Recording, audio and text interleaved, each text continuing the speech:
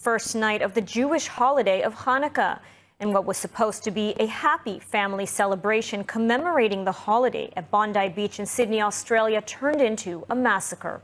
Officials now say that at least 12 people were killed and dozens more wounded, including children, when gunmen opened fire during the Hanukkah celebration targeting the Australian Jewish community. ILTV's Devo Klein has the latest on the Sydney Hanukkah massacre. Some 2,000 Jewish Australians attended the Chabad-sponsored event, marking the first night of Hanukkah. Witnesses described chaos as attendees, including many children, fled, while police and civilians subdued 2 of the shooters. A civilian was seen in a video heroically disarming one of the shooters.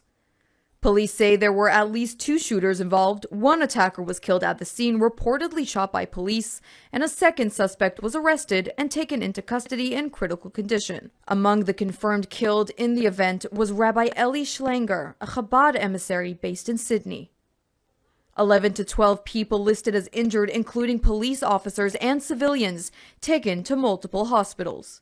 Around 2,000 people were present at the Chabad-organized event near Bondi Park when the shooters erupted during a community leader's speech.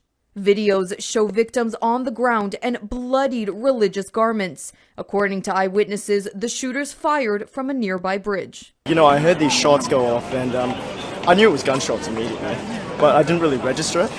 So I just sort of saw them all the way over there, just people start running, and I'm going, well, maybe it's like a one-time shooting, not like it's not America, not a massacre event. But turns out it was, and the whole shop just stood up, and we all just ran into the back exit, and everyone was pushing everyone. There was no semblance, and we just ran in through.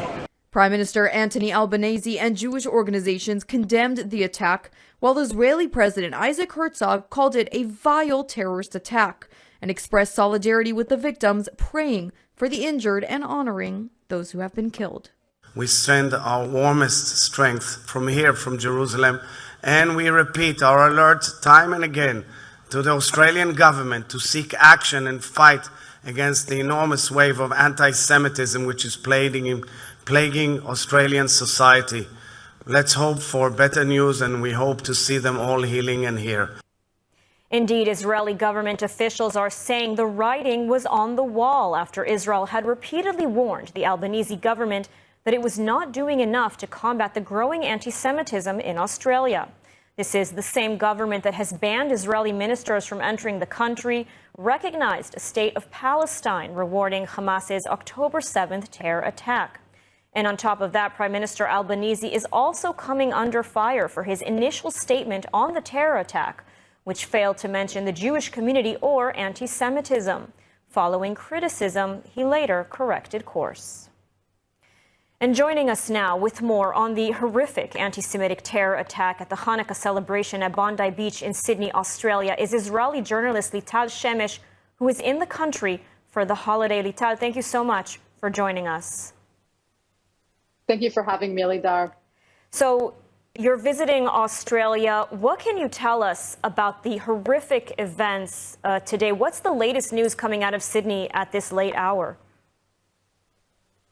Yes, so at the moment we're talking about at least 12 people who were murdered in this horrific attack. We still don't have the exact number of wounded people, but more and more testimonies of people from the scene are coming. We're talking about a police officer who got shot. We're talking about a young girl who got shot as well, and thousands of people who just came to a Hanukkah celebration, as you mentioned, just to celebrate the first candle of Hanukkah. After such a hard 2 years, just wanted to get some peace of mind together with the Jewish community. And as you said, Lidar, the writing was on the wall.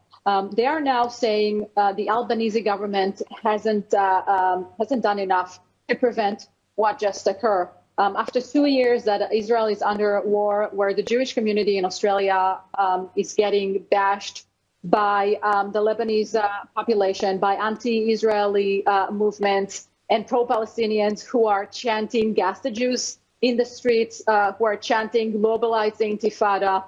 These are the things that the Jewish community had to deal with in the past 2 years. And not only the Albanese government hasn't done enough, they were encouraging, they were fueling the Palestinians.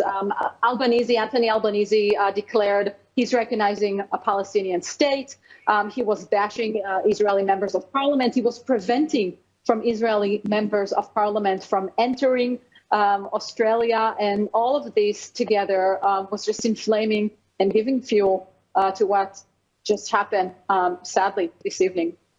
And is the danger over now, or are there concerns in Australia that there could be more attacks against the Jewish community?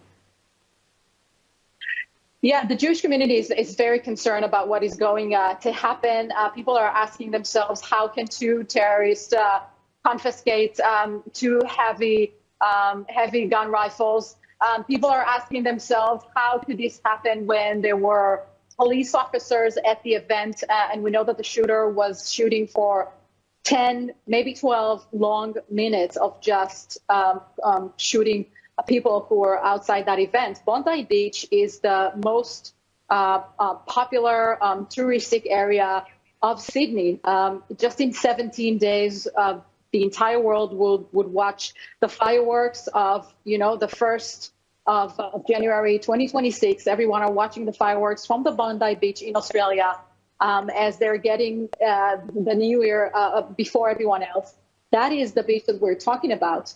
We also know that the Jewish communities living around that area, living around that beach, but obviously someone was collecting intelligence, someone knew about this Hanukkah event, and someone was planning this for weeks, I assume. Yeah, it was a family event, lots of children. We understand that there were children also among the wounded. Now, Lital, I know you have family in Australia. You travel there frequently. You're there now for the holiday. What is the sentiment of the Jewish community right now, and how is the community handling this attack? Yeah, so I have to tell you, Lidar, for the past 2 years, to my personal opinion, I think that the Jewish community here was very soft on the recent event, on the chanting, on the rioting. They were doing special events on the synagogue. Let's all sit together for a joint hug. They weren't vocal enough to speak. They hardly spoke up against the government. Demanding to handle the anti-Semitism in a harsh way. And now they're just saying, we were saying that all along. We were calling for the government to do something.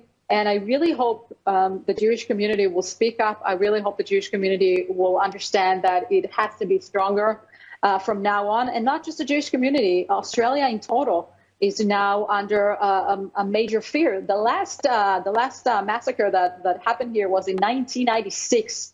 That's a long time ago. Australia is not a place that knows these kinds of events, mass shootings events. Last event was in 1996 in Tasmania. It wasn't even a terror attack. It was just a mass shooting. So this is going to be a very, very traumatic day to Australia in total. Absolutely. It starts with the Jews, but it never ends there. Lital Shemesh, thank you so much for joining us today. Thank you for having me, Lidar. And moving on, today marks day 800 of the war in Gaza. It is now confirmed that Israel's highly sensitive strike in Gaza yesterday, killing Hamas number 2, Ghaad Saad, was carried out without advance notice to the United States. There are growing concerns the strike could undermine the ceasefire and delay a move to phase 2. More from ILTV's Steve Leibovitz. Ghaad Saad, one of the architects of the October 7th massacre and head of the Hamas's weapons operations, was killed when an IDF drone struck his vehicle in western Gaza City yesterday after he emerged from a tunnel, a rare operational opportunity. 3 other terror operatives were also killed. Officials in Jerusalem and Washington confirmed the U.S. was notified only minutes after the strike. Prime Minister Netanyahu and Defense Minister Katz said the assassination responded to to a Hamas-led IED attack near Khan Yunis. That attack lightly wounded 2 IDF reservists. IDF sources say Saad directed multiple IED attacks in recent weeks. Security officials said Saad was central to Hamas's rearmament during the ceasefire and to planning new attacks. The army says his elimination deals a major blow to Hamas's ability to rebuild and sends a clear message. Anyone involved in October 7th or attacks Israel remains a target, anytime, anywhere. The strike raises serious questions about the future of the ceasefire, the return of the last hostage body, and moving to Phase 2 of the Gaza plan.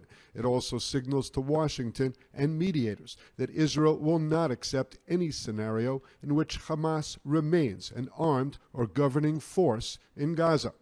And in a disturbing report, U.S. officials say the planned international force for Gaza will not fight or disarm Hamas, a position Israel rejects. According to U.S. sources, the force is intended to stabilize Gaza, secure aid routes, and support civil administration, not to confront Hamas. For Israel, this is a core problem. Hamas is a heavily armed, Iran-backed terror army responsible for the October 7th massacre. Any plan that leaves Hamas armed, Israel warns, guarantees another war. And in Syria, 2 U.S. troops were killed by an apparent ISIS gunman, the first American casualties in Syria since the new regime took power a year ago. President Trump is vowing revenge. The U.S. president has also dispatched Envoy Thomas Barrack in an effort to save the ceasefire between Israel and Lebanon. President Donald Trump has vowed very serious retaliation after an attack in central Syria killed 2 U.S. Army soldiers and a civilian American interpreter, the first U.S. fatalities in Syria since the fall of Bashar al-Assad last year. We mourn the loss of 3 great patriots in Syria. You know how it happens is an ambush, bearable. We also have 3 wounded. They seem to be doing pretty well. So we mourn the loss. These are 3 great people. And it's just a terrible thing. And Syria, by the way, was fighting along with us. The new president of Syria is, as they told me, and I'm not surprised, he's devastated by what happened. This was an ISIS attack on us and Syria. And again, we mourn the loss, and we pray for them and their parents and their loved ones. Very, very sad. Local officials in Syria told Reuters that the attacker was a member of the Syrian security forces. U.S. officials say the American troops were supporting counter-terror operations against ISIS near the city of Palmyra when a lone gunman opened fire with an automatic weapon. The soldiers and the interpreter were providing security outside a building where Syrian Interior Ministry officials were meeting. Syrian security forces returned fire and killed the attacker. The Pentagon says ISIS cells remain active in Syria despite the reduction of U.S. forces from about 2,000 troops to around 1,000 in recent months. U.S. Special Envoy Thomas Barrack is due back in Jerusalem to meet Prime Minister Netanyahu. The visit comes amid heightened regional tensions as pressure mounts along the Israel-Lebanon border. Israeli officials warn the year-old ceasefire with Hezbollah is fraying, with a senior security source saying that without a dramatic change, another round of fighting in the north may be unavoidable. On the ground, soldiers report Hezbollah operatives increasingly approaching Israeli positions, sometimes disguised as farmers, apparently gathering intelligence and testing IDF readiness. The IDF is signaling that a return to war in the north is a real and growing possibility as Hezbollah continues to rebuild. Over the weekend, the IDF struck a Hezbollah training facility in southern Lebanon used by the elite Radwan force, with additional targets hit across the south. Meanwhile, in a rare sign of cooperation, the IDF confirmed that it postponed a planned airstrike in southern Lebanon after the Lebanese army began searching the alleged Hezbollah site. Meanwhile, the Israeli Navy and the U.S. military have just completed a major joint exercise underscoring the depth of security cooperation between Washington and Jerusalem at a time of heightened regional threats. More from ILTV's Devo Klein. The 5-day naval drill called Intrinsic Defender was conducted by the Israeli Navy and the U.S. Fifth Fleet across multiple arenas: the Mediterranean Sea, the Haifa Bay, the Nahariya coastline, and the Red Sea. The exercise was designed to strengthen and preserve the long-standing operational partnership between the two navies, while improving joint responses to a wide range of maritime threat scenarios. In recent years, the Israeli Navy and the U.S. Fifth Fleet have carried out dozens of joint exercises and patrols in the Red Sea and the Gulf of Aqaba, a clear signal of the strategic alliance between the IDF and U.S. Central Command, and a key pillar of regional maritime security. During the Gaza war, the Israeli Navy had played a crucial role in Israel's multi-front military campaign, maintaining a tight maritime blockade on Gaza to prevent weapons smuggling by Hamas and other terror groups. Naval forces have provided continuous fire support to IDF ground troops, using missile boats and precision strikes against coastal and inland terror targets, including launch sites, command posts, and tunnel infrastructure. The Navy has also carried out intelligence, surveillance, and reconnaissance missions. And tonight, Jewish communities around the world light the first candle of Hanukkah. It's a holiday about survival, faith, and light, even in the darkest times. But here in Israel, as in Australia, this Hanukkah opened with heartbreak. Just days ago, the IDF released footage recovered from Gaza. It shows 6 Israeli hostages lighting Hanukkah candles in a tunnel months before they were murdered by their captors. Our correspondent India Naftali has more for us on this gut-wrenching story. India, what can you tell us? Absolutely, Lidar. This video, which was recovered by the IDF from inside Gaza, shows 6 Israeli hostages marking Hanukkah together in captivity just 8 months before they were brutally executed. Their families approved the release of this footage just days before this year's Hanukkah.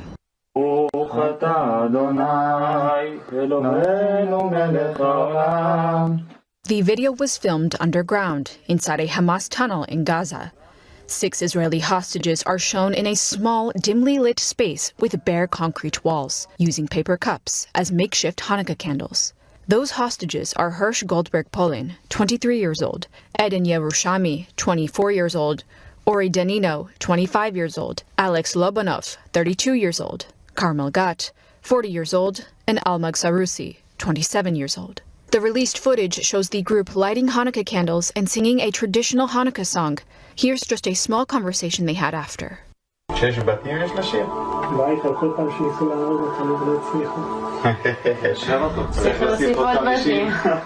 The footage was filmed in December 2023, about 80 days after their abduction, and was recovered months later by the IDF during military operations in the Gaza Strip. The material is different from other videos released during the war. The hostages are not seen reading statements. Instead, they appear to be interacting naturally with one another. They sit closely together and talk. At one point, Hirsch Goldberg Polin jokes, asking, "Where are the Hanukkah donuts?" Meanwhile, Eden Yerushami appears noticeably malnourished.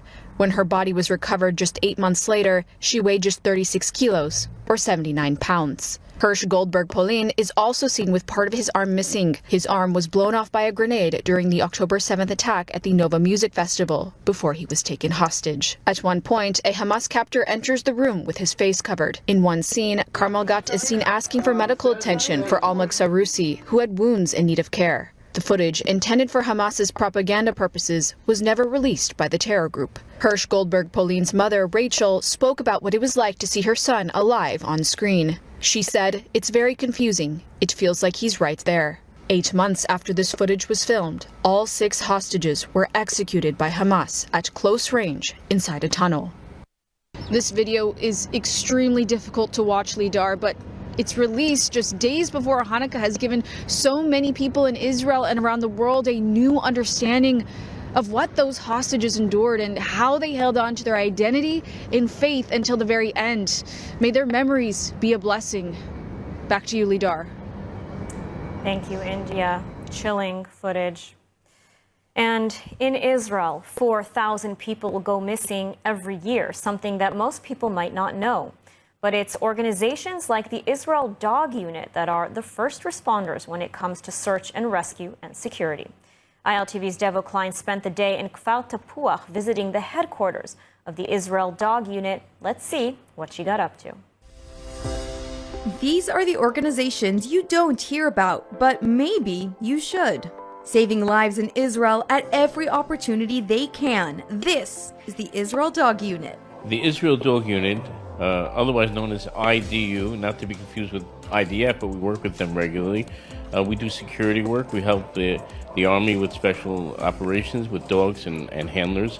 And we also help the police and the Army look for missing people. Volunteers from around Israel and even the world come together to achieve this mission of the Israel Dog Unit. I got involved because I felt this was a very worthy cause after that. Training courses, it's very fulfilling in many ways. We spend a lot of time in the field with other great organizations, and the unique aspect of dogs, which I'm a big dog lover, mixing the highest levels of technology in the field. It's almost like CSI work in some ways, but in other ways investigative work, working together close with the police and the Army. Our mission is to save Jewish lives in Israel with dogs, with drones, with horses, with whatever means at our disposal. This unit is one of a kind. People and dogs working side by side to save lives in the heartland of the Jewish state. We got to meet some of the dogs of the unit. So this is IP. She's a search and rescue dog, and she's very good at what she does. Dogs are more simple in a way. For sure, every dog has his own character, but if you give them their needs, and they're gonna be the best partners in the world. They're the best friend that there is. Their mission is massive, but it is not yet complete. To operate to save lives, the Israel Dog Unit needs you. My message to the viewers of ILTV is to come home to Israel. You want to do something meaningful, come and volunteer here. We'll provide room and board.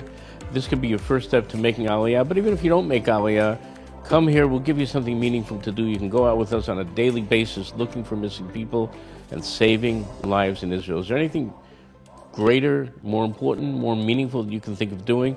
And of course, those of you that can't come, you can help support the unit financially. We rely solely on the donations of good people around the world that support the unit. And they're our partners in all the successes that we have, whether it's saving lives from terrorist attacks or whether it's finding missing people and saving their lives. The Israel Dog Unit embodies the true spirit of Israel, unity and dedication to life-saving no matter what. As someone that goes out to these searches, you see the family of the people, you see the close people, you see how they feel, and you really get attached to them. You see the daughter or the sister, you really feel connected. You say, I'm gonna do everything to find this person. It's very hard to see these people in such a hard time. And then if we find the person, you see how happy they are, and that will change lives. Thank you. That's Israeli culture for you right there. The Israel Dog Unit is supported by Am Yisrael Chai, and their annual dream raffle to win a luxury apartment in Jerusalem is in full swing. You can win the apartment of your dreams by supporting Am Yisrael Chai. And if you don't win, you are still supporting the Israel Dog Unit, allowing them to continue their mission of saving lives in Israel. Tonight marks the first night of the Jewish holiday of Hanukkah, and what was supposed to be a happy family celebration commemorating the holiday at Bondi Beach in Sydney, Australia, turned into a massacre. Officials now say that at least 12 people were killed and dozens more wounded, including children, when gunmen opened fire during the Hanukkah celebration targeting the Australian Jewish community. ILTV's Devo Klein has the latest on the Sydney Hanukkah massacre. Some 2,000 Jewish Australians attended the Chabad-sponsored event, marking the first night of Hanukkah. Witnesses described chaos as attendees, including many children, fled, while police and civilians subdued 2 of the shooters. A civilian was seen in a video heroically disarming one of the shooters. Police say there were at least 2 shooters involved. One attacker was killed at the scene, reportedly shot by police, and a second suspect was arrested and taken into custody in critical condition. Among the confirmed killed in the event